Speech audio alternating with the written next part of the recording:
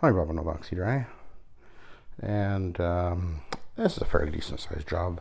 I just did a master bedroom, a closet, a second bedroom, and an area rug upstairs. Now I'm in the downstairs area.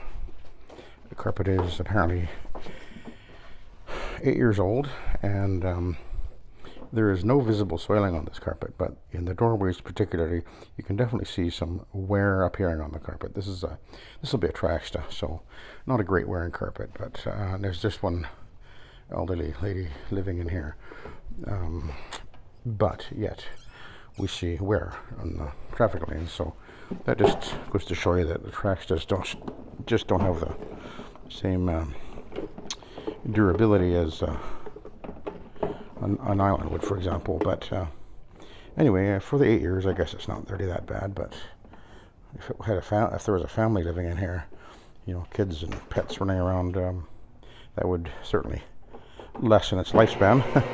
But apparently she does have a dog. I think she actually has 2 dogs, come to think of it. Although I haven't seen them, but a couple of little dogs. She says she hasn't had them all that long, though. So, and apparently they got really sick. Recently they had some medication or whatever, and they both reacted badly to it. There was quite a few messes, but she had used, I think she said Resolve, and got them out, and I haven't actually seen anything really obvious on the wall-to-wall carpet, but there was a couple of bleached out spots on the wall upstairs, which when I cleaned it I could see that. But anyway, I was a little surprised that the Resolve hadn't done more damage on the wall, but well, that may show up yet. Anyway, there you go. So now I'm cleaning with Nanomax, which is what I normally clean with. I've got it in at about just over 1 ounce per gallon now. I've actually reduced the amount. I was using it at 2 ounces per gallon, but I've decided that I will back down to 1 or a little bit more than 1 per ounce per gallon for the most part, because I'm using the suspend on traffic areas and whatever anyway, so, and I can easily just boost up if I need to when I run into situations where I think it's necessary. But in the meantime, I'll just back off on the amount that I'm using, so that the 2.5 or 3 cases I have left will last me a good long time, because I'm not quite sure what the future holds for products like that for me here in Canada. So we'll see what happens. There are other options, but I do like the Nanomax Bonnet Pro products. But we'll see what happens down the road. Things being up in the air and all.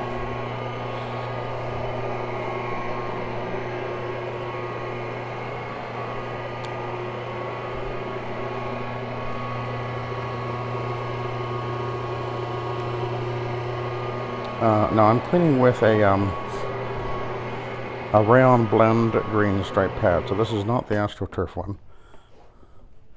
This is the one with the polypropylene green stripes, and I'll be doing a single step on this carpet because it doesn't need any more than that.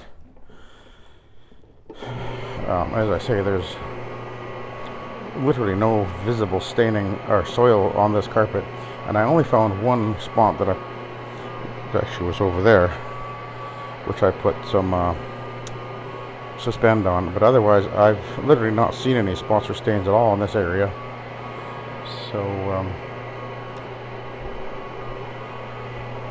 there was one little spot right over here, and I don't actually see it anymore, so I guess it's gone.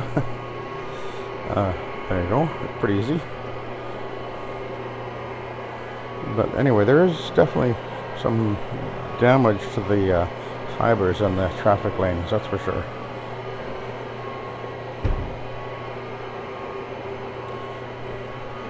But no visible soiling, so that's nice.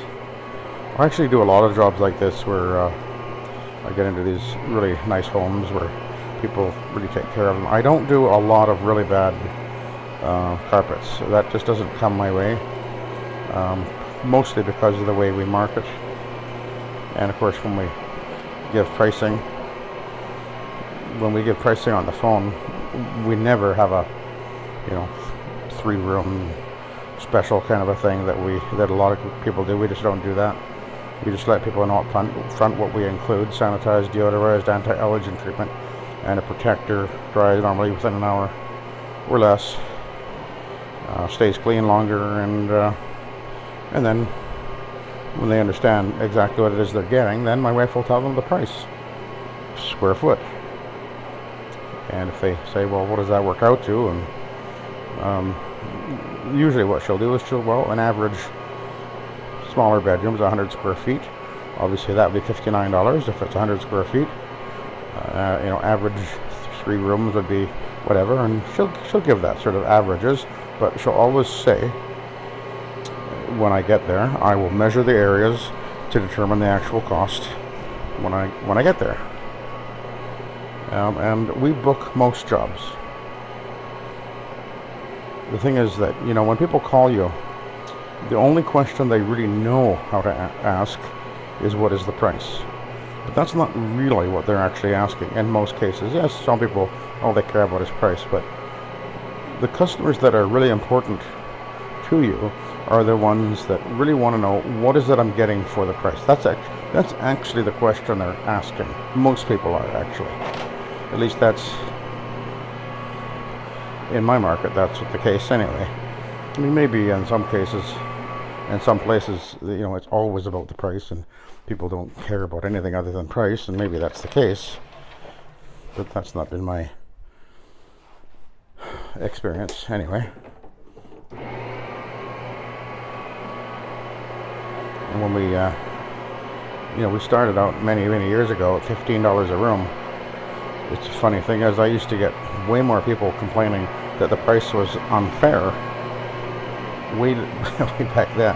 When I was $15 a room, if somebody phone up and say, yeah, I've got a living room, dining room, hall, what's the price? And because in the beginning I used to do a flat rate $15 per room. That was how we started. So I'd say, okay, well, $15 a room, that would mean your living room was $15, your dining room was $15, and the hallway is $15. And then they say, well, the living room and the dining room are combined, so isn't that one room? And we get into that argument, which is just plain stupid, obviously, but that would happen.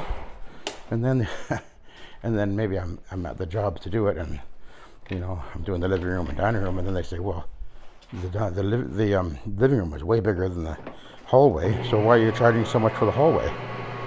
Seriously, that's what I would get that happen quite often, and that was just really annoying. And I was so glad when we started moving away from that kind of pricing. I changed to so much per this room and so much for the other room, and then it started getting kind of complicated. Say $25 for a living room and $15 for the hall, and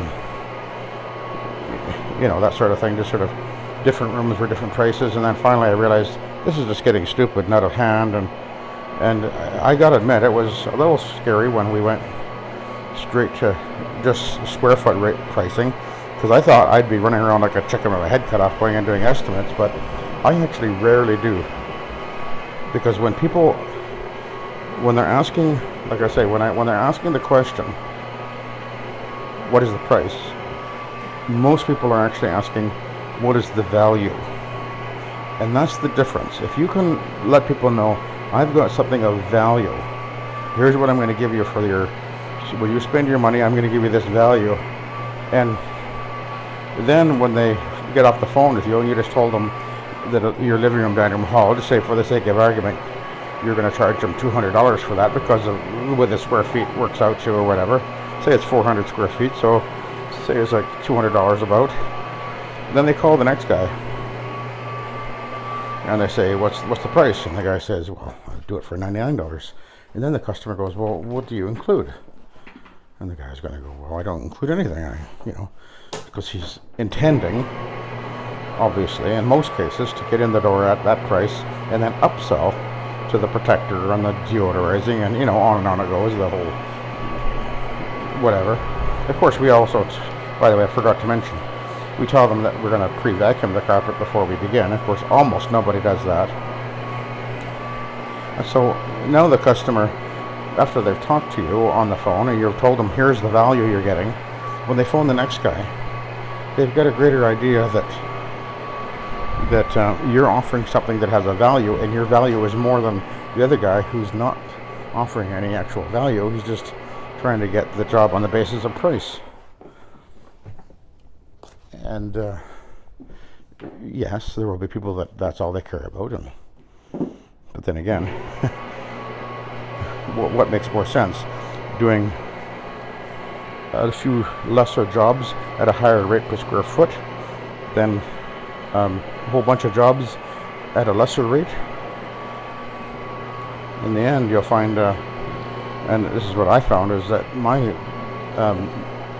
amount of money I made per job went up quite dramatically when I went to the square foot rate. And I'd rather work a little bit less and put more in my pocket. And that was really what was the end result of that change. So, I mean, it's not everybody's cup of tea. I get that, and if all you're doing is empty apartments and welfare cases, well, they're only going to go by price. And if that's the market that you want, then, or you have no choice, depending on where you are and what's going on economically where you are, well, you've got to work with what is. But anyway, that's been my experience and what I learned over the years. Like I said, 30 years ago we started, $15 a room. And I tell you, I was busy in a town of about 30,000 or so. Because we started actually in a town south of here, which has got a way less population than Kelowna.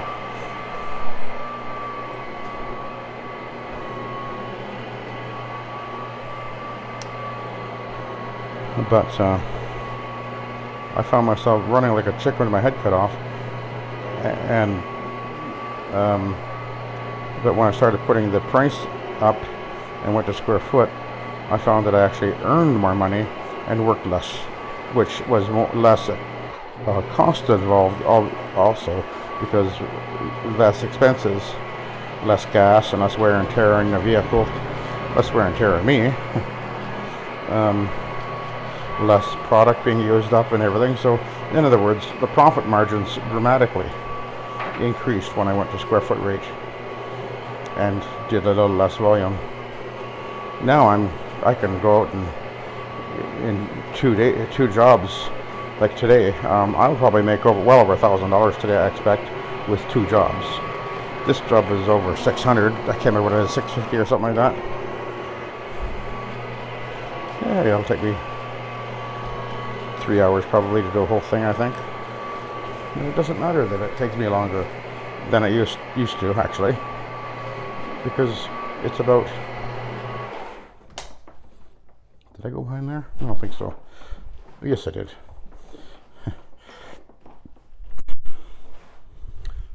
So, anyway, you get my point, I guess.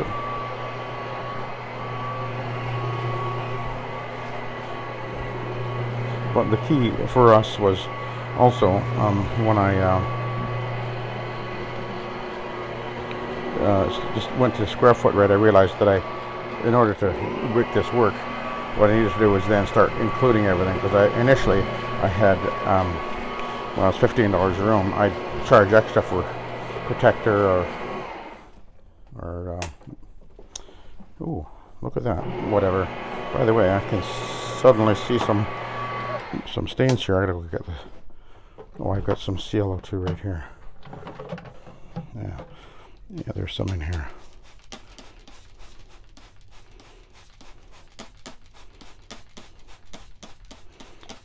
This is actually omega citrus, and the CO2, stabilized CO2, is in here at 2,000 parts per million.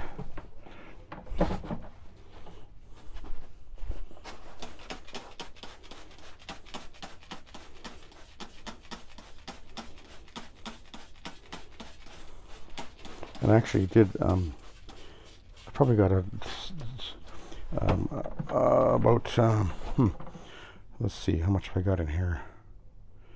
I've got about 1,500 or so parts per million in the tank now too. I also increased the amount in there that I normally have.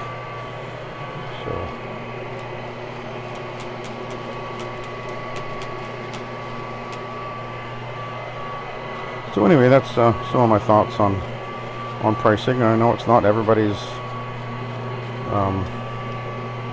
You got to know your own market and know your own business and your own confidence and whatever. And the thing about it is I guess a lot of guys sort of view what they're doing, if they're using a set method like this. This is actually the superior method, and you've got to get that locked into your thinking.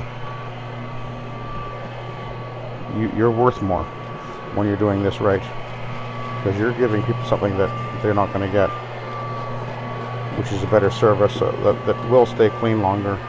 And when you get skillful at it, you're going to be providing a better, longer lasting clean. And then when you're including things like sanitizing and deodorizing and all these sort of things, then you've got something of greater value. So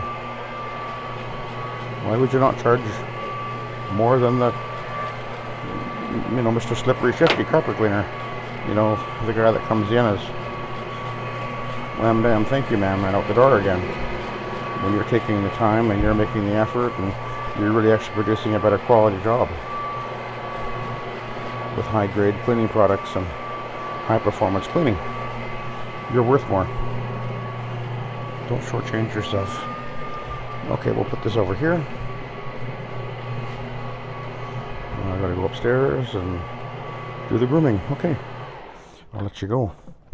Thank you very much for watching, and have a good day.